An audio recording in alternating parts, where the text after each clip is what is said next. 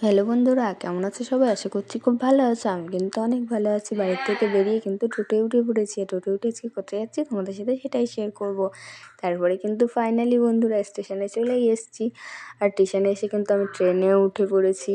আর কোথায় যাচ্ছি তোমাদেরকে বলবো, বাট পরে। বাইরের দৃশ্য দেখতে দেখতে কিন্তু একদমই পৌঁছে গেছিলাম আমার গন্তব্যে। বাইরের দৃশ্যটা অনেক সুন্দর লাগছিলো, যেহেতু আমি গ্রামে থাকি আর গ্রামের দৃশ্য কিন্তু আমার অনেক ভালো লাগে। যেহেতু আমি গ্রামে থাকি, তো গ্রামে কিন্তু আমার খুবই ভালো আছে। মাঝগ্রাম স্টেশনে, আর এখানেই কিন্তু হচ্ছে আমার বাবার বাড়ি। আর মাঝগ্রাম স্টেশন থেকে কিন্তু আমি টোটো ধরে চলে যাচ্ছি আমার বাড়ির দিকে। রাস্তাটা অনেকটাই খারাপ ছিল।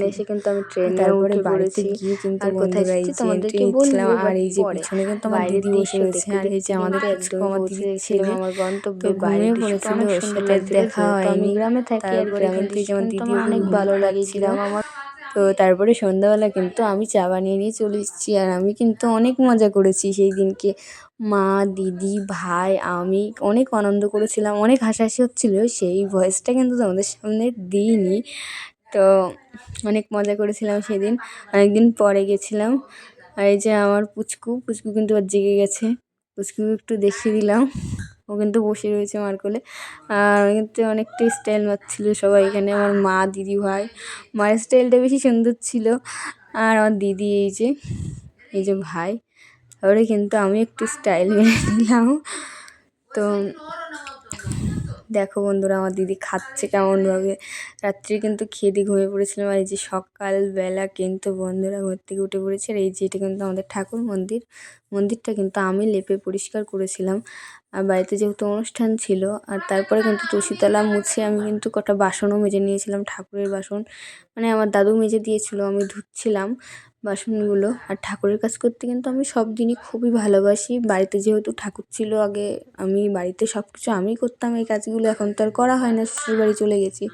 এই যে আমাদের গোপু সোনা, আমি স্নান করে কিন্তু আমি মাকে একটু তিলক পরিয়ে দিচ্ছিলাম। আমি যেহেতু তিলক পরাতে পারি না, বাট চেষ্টা করে দেখলাম, কিন্তু খুব একটা খারাপ হয়নি, ভালোই হয়েছিল। আর এই যে আমিও কিন্তু একদম পুরো রেডি হয়ে গেছি স্নান করে। তারপরে কিন্তু পুকুর পাড়ের দিকে গেছিলাম একটু ফটো তোলার জন্য। আর এই যে আমার দিদি এখানে কিন্তু ফটো তুলছিল। দিদি কিন্তু আমার বেস্ট ফ্রেন্ড।